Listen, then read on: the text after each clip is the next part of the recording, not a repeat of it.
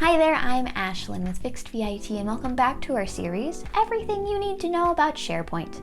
Today we're going to learn how to search in SharePoint. If you're looking for a specific section of this tutorial, you can find it by hovering over that progress bar below and selecting the section you need. And with that, let's get started.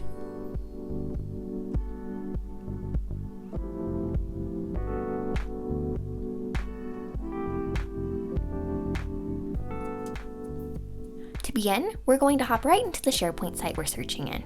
You can't search for something in a different site than the one you're already in, so confirm you're in the correct site before searching. If you aren't sure which site the file's in, you can also search your entire SharePoint, but this could mean a lot of search results.